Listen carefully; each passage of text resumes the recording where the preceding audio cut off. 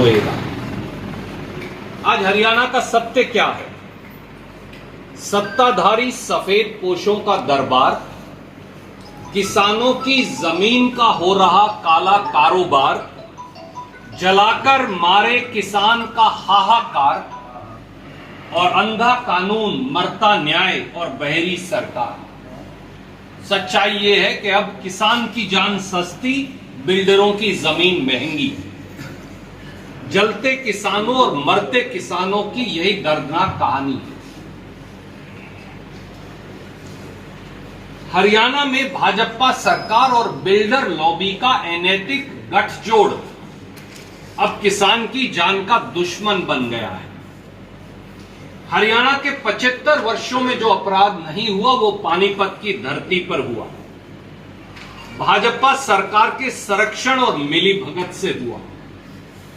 इंसानियत के खिलाफ यह सबसे बड़ा अपराध है, किसी को जिंदा जलाकर कत्ल कर देना, मार देना, और यह पानीपत में हुआ।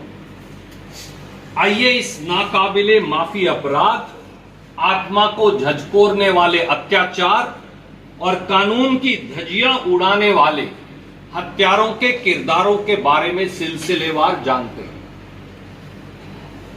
साल 2014 में भाजपा सरकार के गठन के साथ ही एक जमीन डेवलपर का उदय हुआ। उसका नाम है सुमित कुमार नरवर। साल 2014 से 2021 तक सत्ता के गलियारों में उसके दबदबे की कहानी सब जानते हैं। सुमित कुमार नरवर की पेरेंट कंपनी है ट्राइडेंट होल्डिंग कॉरपोरेशन LLP, जिसका पता है 310 प्रकाशदीप बिल्डिंग, टॉलस्टॉय मार्ग, नई दिल्ली। यह पता जरूर नोट कर लीजिए। इस लिमिटेड लायबिलिटी पार्टनरशिप के दो पार्टनर हैं, सुमित कुमार नरवर और उनकी धर्मपत्नी। मैं उसके कंपनी के जो रिकॉर्ड में कागजात है, भारत के कंपनी के रिकॉर्ड में, मैं उसकी प्रतिलिपि आपको भेज रहा हूं। ये वो पर कोई व्यक्ति भी अपना बिजनेस कर सकता है, सुमित नरवर भी कर सकते हैं। हमें किसको, मुझे या शाह जी को या संधू साहब को या मलिक साहब को या कुंडू साहब को क्या एतराज हो सकता है? श्री सुमित कुमार नरवर की इस company Trident park town private limited ने जबर का एक विवाद चल रहा है रमेश जी से, इनके भाई विजेंद्र, अब तो स्वर्गीय विजेंद्र कुमार हैं, स्वर्गीय विजेंद्र कुमार गांव निजामपुर से, क्योंकि वो इनकी जमीन जबरन लेना चाहते, इसलिए ये आज तप्पड़ से उठकर मेरे साथ आए हैं रमेश भाई, उस दर्दनाक कहानी का गवाह बनने के लिए। इन तीन भाइयों के पास 14 बीघे या लगभग 2 एकड़ जमीन है। पानीपत प्रशासन ने हरियाणा के सचिवालय और सफेद पोशों के दबाव में यह कहा फौरन इनका पार्टीशन करो और इनकी जमीन कंपनी को दो, और उन्होंने ऑर्डर जारी कर दिया आनंद बानंद। पूरे पानीपत का प्रशासन, उसकी भूमिका, डिप्टी कमिश्नर से लेकर तहसीलदार तक, उनकी भूमिका संदेह के घेरे में है। आखिर में ये हाईकोर्ट चले गए, मामला वहां पेंडिंग है। अब क्या हुआ? दो वहां कोठा है, ट्यूबवेल है, इनका वहां बाग है, इनकी जमीन। 2 जून 2025 की शाम को लगभग 8:30 और 9 के बीच में निजामपुर में जो हमारे ये भाई हैं विजेंद्र कुमार, ये अपने खेत में गए, और जो वहां हुआ उस दिल दहलाने वाली हृदय विदारक घटना ने भाजपा सरकार की निष्पक्षता और कानून की मान्यता दोनों पर कालिख पोत दी। 2 जून 2025 को इस गरीब किसान, साधारण किसान, पानीपत के बेटे, जमीन से जुड़े विजेंद्र कुमार पर ज्वलनशील पदार्थ छिड़ककर उनको जिंदा आग लगा दी गई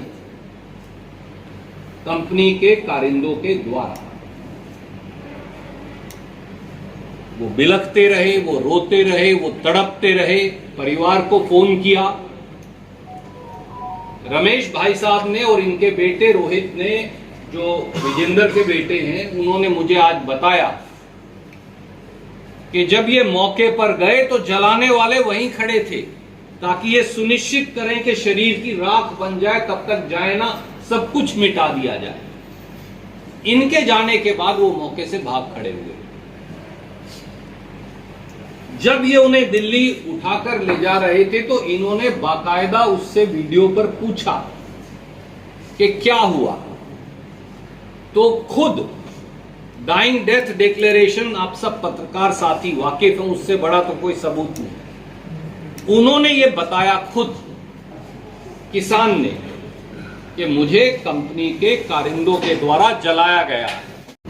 3 जून को 12:46 पर एफआईआर दर्ज होती है और उस एफआईआर की कॉपी भी मेरे पास है, वो ये रही। उस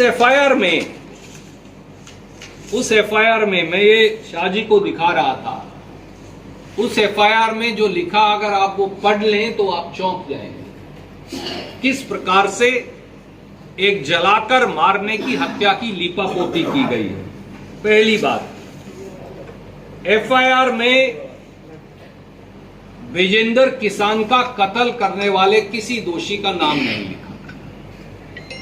अगर आप उसे पढ़ें ताकि बाद में मामला रफा दफा हो जाए। एफआईआर में किसान को जलाकर कत्ल करने को केवल शक लिख दिया गया। शक, ये तो चश्मदीद गवाह है, इनका भतीजा चश्मदीद गवाह है, परंतु एफआईआर को तब्दील करने के लिए लिख दिया कि शक है। एफआईआर में कंपनी का नाम ही गलत लिख दिया गया ताकि बाद में फिर मामला रफा दफा हो जाए।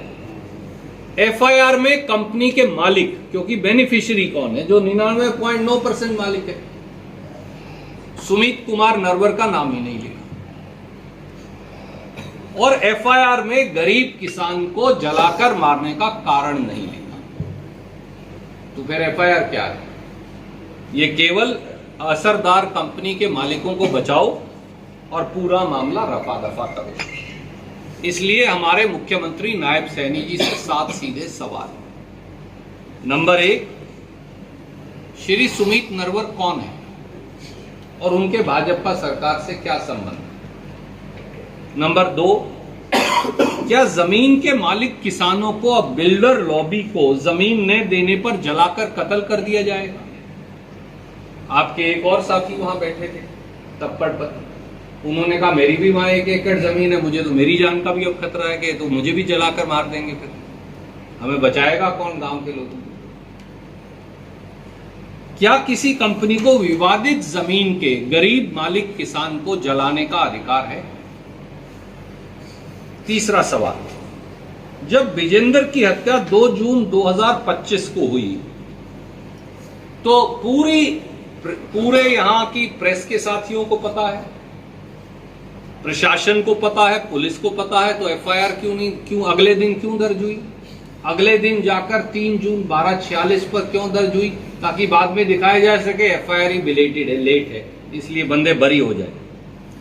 क्या जब पूरी तरह से जले हुए किसान विजेंद्र का वीडियो पत्रकारों के पास उपलब्ध है, परिवार के पास उपलब्ध है, सोशल मीडिया पर उपलब्ध है, तो पुलिस को क्यों नहीं मिल रहा? पुलिस को क्यों नहीं मिलने लग रहा वो वीडियो? उन्होंने उसका संज्ञान लेकर सीधा मुकदमा क्यों नहीं दर्ज किया? क्यों अभी भी शक शक शक लिख रहे हैं? अब शक क्या है? जब मरने वाले ने खुद बयान दे दिया तो उसके बाद शक की कहां गुंजाइश बची? चौथा सवाल, पुलिस ने विजेंद्र को जलाकर मारने वाली कंपनी के मालिकों, डायरेक्टरों और कारिंदों पर कत्ल का मुकदमा दर्ज क्यों नहीं किया? क्या नायब सैनी जी और बीजेपी असरदार कंपनी को बचा रही है? पांचवां सवाल, क्या मुख्यमंत्री श्री नायब सैनी कंपनी के इस लाइसेंस को इस आधार पर खारिज करेंगे? लाइसेंस तो खारिज होना ही चाहिए अगर लाइसेंस दिया है। क्या मुख्यमंत्री श्री नरवर की पंचकुला, गुड़गांव, फरीदाबाद में जो कंपनियां हैं, अब उनकी भी जांच करेंगे। क्या वहां भी कोई ऐसा हेराफेरी तो नहीं हुई? छठा सवाल, क्या मुख्यमंत्री श्री नायब सैनी किसान विजेंदर की हत्या की जांच सिटिंग हाईकोर्ट जज से करवाने पर सहमत होंगे? क्योंकि पुलिस और प्रशासन और पूरी सरकार तो नतमस्तक है, मिली हुई है। और क्या मुख्यमंत्री श्री नायब सैनी देर से ही सही अब ये सारे मुकदमे दर्ज कर, जांच ऑर्डर कर किसान विजेंदर के परिवार को कम से कम 2 करोड़ रुपए का मुआवजा देंगे? ये हमारे 7 सवाल उनसे हैं। उनके भाई साहब रमेश जी भी यहां हैं और मैं इसीलिए उनको प्रार्थना की कि 10 मिनट के लिए आप समय निकालिए यहां